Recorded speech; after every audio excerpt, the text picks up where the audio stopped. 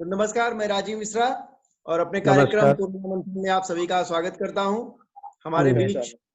बीच के टंडन साहब हैं जो टेलीमेडिसिन विभाग देख रहे हैं नगर निगम में और इस समय सबसे महत्वपूर्ण काम कर रहे हैं। जो लोग किसी न किसी तरीके से डॉक्टर्स के पास नहीं पहुंच पा रहे हैं, वो डॉक्टर साहब से टेलीफोन के जरिए तमाम सारे परामर्श ले रहे हैं और अपने हेल्थ का ध्यान भी रख रहे हैं। डॉक्टर सुधांशु राय जी हैं हमारे साथ, जो चीफ काउंसलर हैं CSJM यूनिवर्सिटी में, ब्रांड एम्बेसडर हैं कानपुर सिटी के और सिविल डिफेंस और पुलिस विभाग में भी काउंसलर का काम कर रहे हैं, जो कि नकारात्मक ऊर्जा जो लोगों के मन में व्याप्त हो रही है, सकारात्मकता के तौर पे कैसे जीवन जिए और कैसे लोगों के साथ काम करें, वो एक बहुत बढ़िया काम है सुधांशु जी का। मैं आपको बहुत बहुत नमन करता हूँ। जो तीसरे विशेषज्ञ हैं वो दिनेश कटियार साहब हैं। दिनेश कटियार साहब चीफ वार्डन सिविल डिफेंस के हैं कानपुर के, और आज की जो टीम है वो कोरोना वॉरियर्स के तौर पे हमने आपके समक्ष अपनी टीम को प्रस्तुत किया है। ये वही लोग हैं, वही सही हीरो हैं, असल के हीरो हैं जो सड़कों पर आपके लिए काम करते हैं और हम सब इनके बदौलत अपने ही घरों में सुरक्षित बैठे हुए हैं। इसका श्रेय आप तीनों लोगों को जाता है। मैं टीम की ओर से आप सभी का बहुत बहुत अभिनंदन करता हूँ, स्वागत करता हूँ। तो सीधे सीधे अपनी चर्चा में चलते हैं। हमारे पास के टंडन साहब हैं। टंडन साहब, किस तरह से आप लोगों को हेल्थ सेवाएं उपलब्ध करा रहे हैं, कैसे लोग आपको फोन कर रहे हैं और क्या क्या समस्याएं आ रही हैं और क्या क्या आपकी राय है उनके प्रति, मैं ये टंडन साहब से जानना चाहता हूँ। बीके टंडन साहब, आज के समय में जो सबसे बड़ी प्रॉब्लम है वो है कोविड। जैसा कि सब लोग जानते हैं, कोविड से हर आदमी बहुत भयभीत है और बीमारी इतनी बड़ी नहीं है इस समय। जैसा कि कहा गया है डरोना डरोना डरोना, तो लेकिन आदमी बहुत भयभीत है बुरी तरीके से जी। और उसमें कारण ये है कि असल में इसके सिम्टम, जो इस बीमारी के लक्षण, वो आम बीमारियों की तरह ही है, तो इसमें पहचानना बड़ा कठिन हो जाता है और ये बीमारी थोड़े दिनों बाद आके अपना घर बनाती है शरीर में। तो सबसे बड़ी बात यह है कि इसके मामूली लक्षण लगते हैं, जैसे कि गला खराब हो जाना, जुकाम हो जाना, जिसको भी हम लोग आम मानते हैं, थोड़ी खराश हो जाना, हल्का बुखार आ जाना और खांसी आ जाना। सूखी खांसी अक्सर हो जाती है इस सीजन में। तो हम सबके अंदर ये सबसे बड़ी भय बना रहता है कि जब ये बीमारियां होती हैं तो आदमी सोचता है, ये लक्षण होते हैं तो आदमी सोचता है कि मुझे कोरोना हो गया जी। तो इससे डरने की कोई जरूरत नहीं है, ये मौसम का बदलाव है। लेकिन ये भी मैं कहूंगा साथ ही साथ कि आप किसी भी तरीके की कोई कोताही ना बरतें, किसी भी तरीके का कोई ढील ना दें अपनी तरफ से। जैसे कि आप अपने घर के बाहर ना निकलें, आप अपने हाथों को बराबर धोते रहें, अपनी हाइजीन को मेंटेन रखें, अपनी इम्यूनिटी, हल्के खाना खाइए। इस समय हाई प्रोटीन डाइट जैसे कि मीट, मछली, इन सब चीजों का प्रयोग ना करें और सादा दूध, दही जो भी है आपके घर में उपलब्ध है, सादा उसका ही वितरण करें, तो आपको ये सब दिक्कतें नहीं होगी। और अगर आपको किसी भी कारण से बाहर निकलना भी पड़ रहा है तो सोशल डिस्टेंसिंग का पूरा ध्यान रखना चाहिए, क्योंकि ये एक तरीके का सोशल डिस्टेंसिंग भी एक तरीके का सामाजिक दूरी, यही एक तरीके का एक टीका भी है। इसके लिए हम लोग वैक्सीन भाग रहे हैं, लेकिन अगर हम लोग इसी चीज को मेंटेन कर लें तो यही एक वैक्सीन का काम करेगी हमारे जीवन। तो यही कुछ चीजें मेरे ध्यान में लाना चाहिए। तो सर, किसी भी स्थिति में आपको कोई फोन कर सकता है और आप फोन पे ही उसको दवाएं बता सकते हैं। हाँ, ऐसा वो तो टेलीमेडिसिन है जो कि एक समय निर्धारण किया गया है ना स्मार्ट सिटी में जी। उसे निर्धारित समय में आप हमें फोन करें। कब से कब तक? अगर आपके पास अगर मेरा नंबर यूनिवर्सिटी के माध्यम से है, कहीं के माध्यम से है, तो उसमें मेरा नियमित रूप से 9 से 10 का टाइम दिया हुआ है। उस बीच में आप लोग मुझे कॉल कर सकते हैं और मैं कोशिश करूंगा, भरकस प्रयास करता हूं कि बिना देखे ही आपकी शायद समस्याओं को सुन सकूं और उनको डील कर सकूं। चलिए सर, बहुत अच्छी बात है। इस समय तो वैसे भी धरती पर जो भगवान का दूसरा रूप है वो चिकित्सक ही हैं, डॉक्टर ही हैं। हम सभी का आपको बहुत बहुत नमन है। और हमारे जो दूसरे विशेषज्ञ हैं वो दिनेश कटियार जी हैं, जी सर। जो प्रशासनिक व्यवस्था बनाने में सहायक हैं। चौराहे पे आप हमेशा पीली शर्ट पे आप दिखाई दे सकते हैं। जो सिविल डिफेंस के लोग हैं वो पुलिस के साथ कंधे से कंधा मिलाकर जो अनुशासन का पाठ है वो हमको पढ़ाते हैं, क्योंकि हमारे पास पूरी व्यवस्थाएं नहीं होती है। इसलिए सिविल डिफेंस का बहुत ही अच्छा योगदान है आज की इस महामारी में। जो महामारी चल रही है, हम सीधे दिनेश कटियार साहब के पास चलते हैं कि क्या रणनीति है, किस तरह से सर आप लोग काम कर रहे हैं, समाज को कैसे लाभ पहुंचा रहे हैं। दिनेश जी।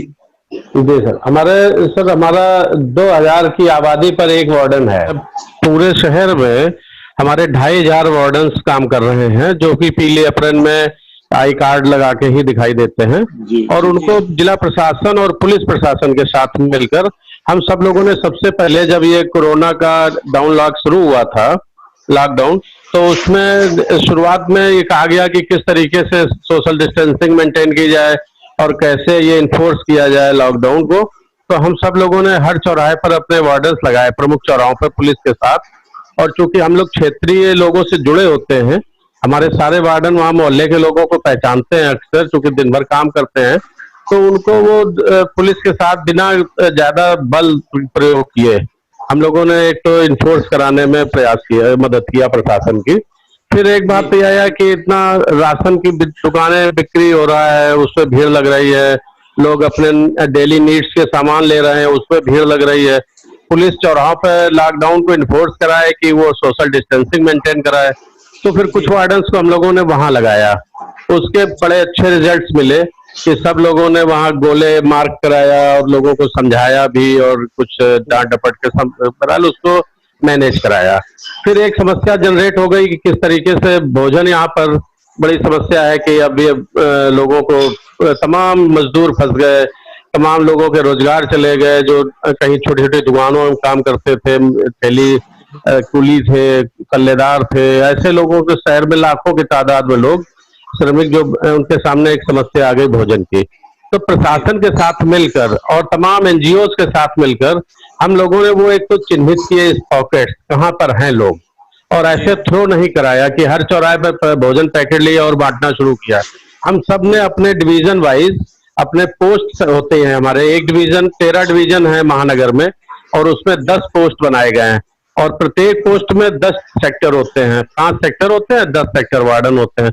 तो सबने अपनी अपनी एरिया में वो पॉइंट चिन्हित किए कि कहाँ पर लोग भूखे हैं और कौन सा ऐसा एक बल्क बड़ा पॉइंट है जहाँ पर लोग ज्यादा हैं। वहां पर ले जाके हम लोगों ने भोजन बांटा जिला प्रशासन के साथ मिलकर। आज भी हम सब वही, अब रह गया भोजन की व्यवस्था धीरे धीरे, अभी तो भूख का क्रम तो अब कंटिन्यू चलने वाला है, तो इसलिए वो चला रहे हैं और प्रशासन का पूरा उसमें सहयोग कर रहे हैं।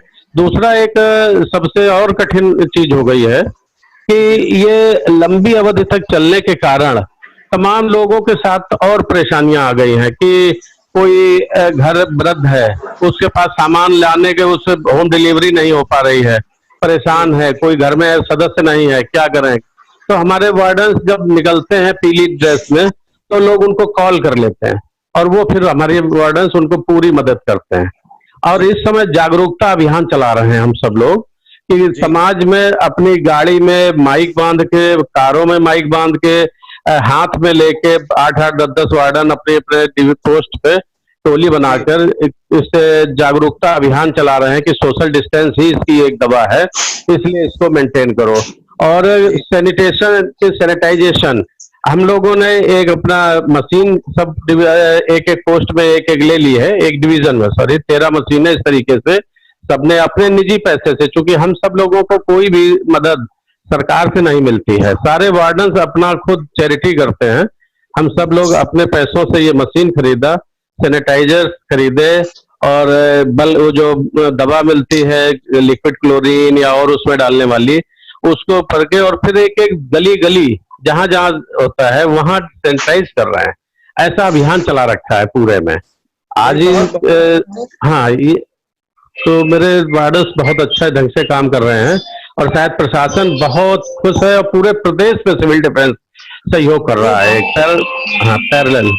नहीं, जो आम जनता है वो भी आपके कार्यों से बहुत खुश है, लोग आपकी बहुत सराहना कर रहे हैं। खाली एक चीज और पूछना चाहता हूँ कि ये जो सिविल डिफेंस के लोग हैं, जो वॉरियर्स हैं, ये ऑनरेरी बेसिस पे काम कर रहे हैं, किसी तरीके से ये वेतन नहीं ले रहे हैं?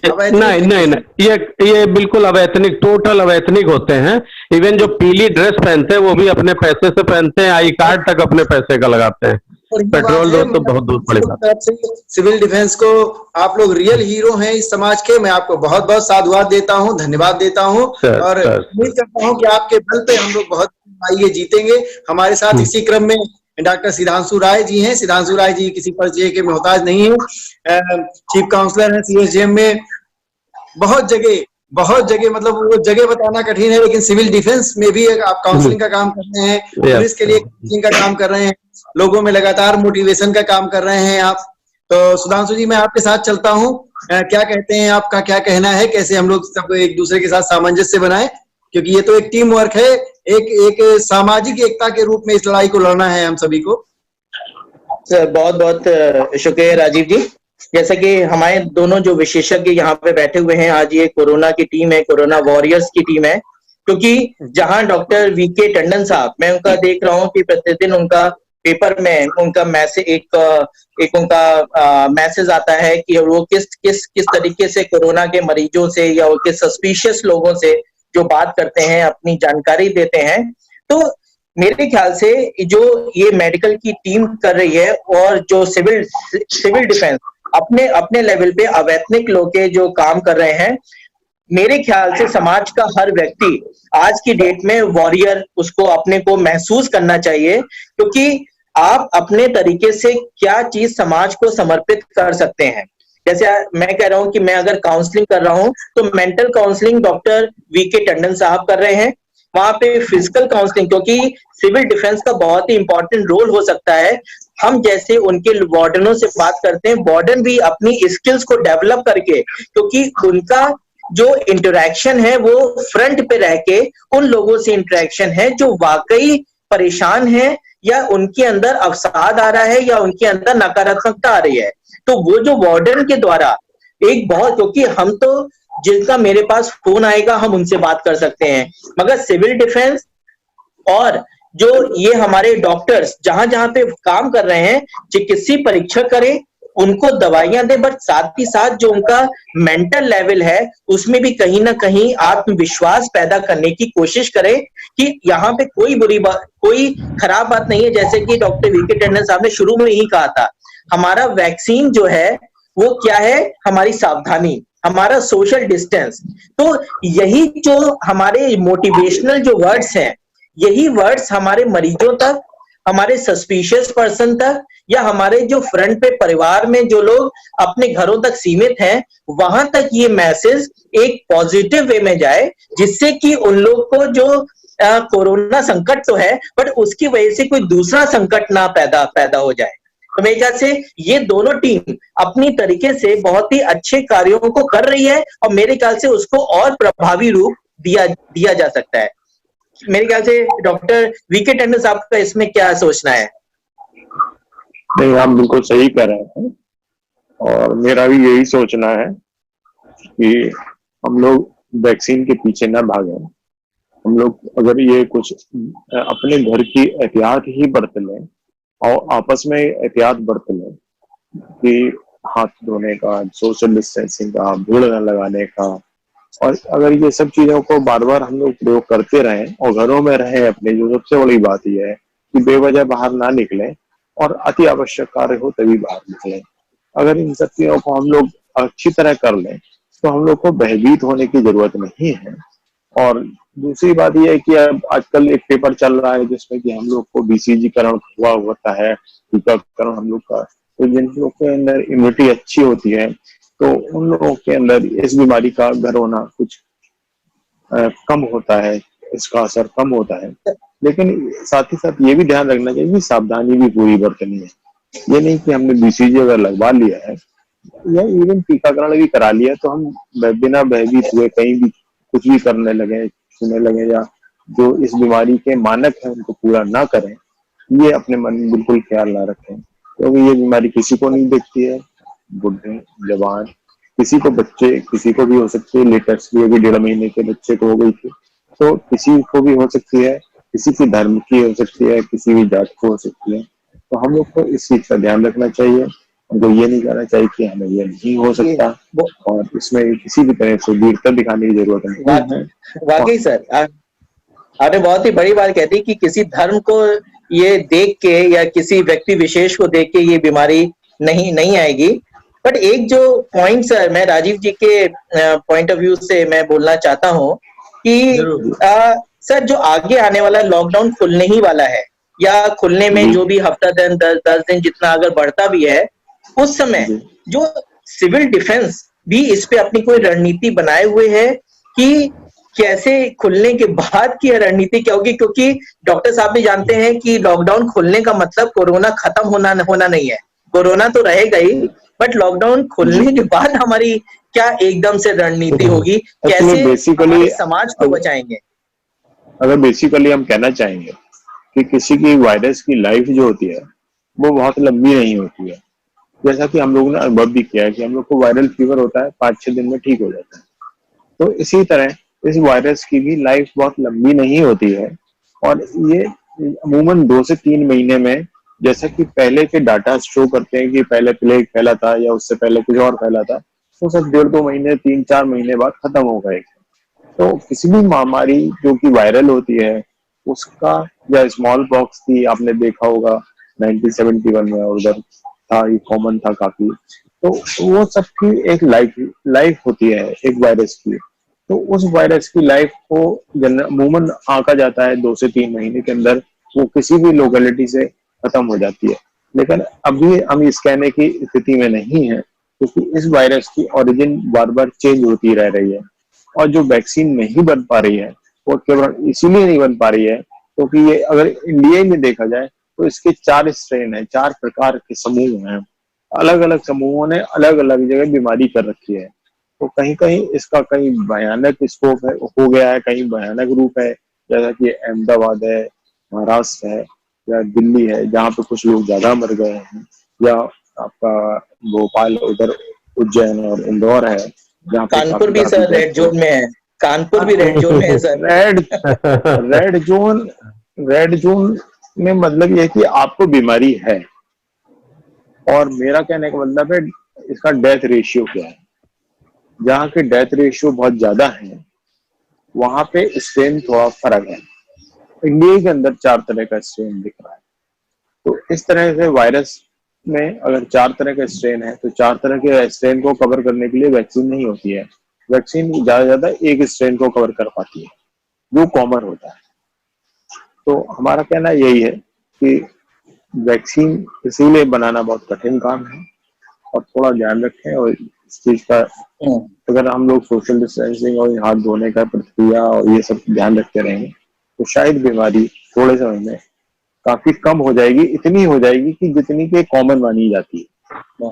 मतलब कि एक शहर, एक इंडिया में जैसे फ्लू है, फ्लू की परसेंटेज 12% है, तो 12% टोटल मान ली जाती है इंडिया के अंदर है। तो ऐसी ही अगर आज की डेट में अगर इसका परसेंटेज देखा जाए तो ये बीमारी करीबन 2 से 3% पर बैठती है पूरी इंडिया के अंदर। तो ठीक कह रहे हैं कि हर चीज का अपना एक ऊंचाई होती है और उसके बाद उसे नीचे जाना ही होता है। निश्चित रूप से ये बीमारी नीचे जाएगी, बस हम लोग को सोचना ये है, एक तो ये कि लॉकडाउन ना बढ़े, इसके लिए हम अपने घरों में सुरक्षित रहें, क्योंकि सावधानी ही सुरक्षा है।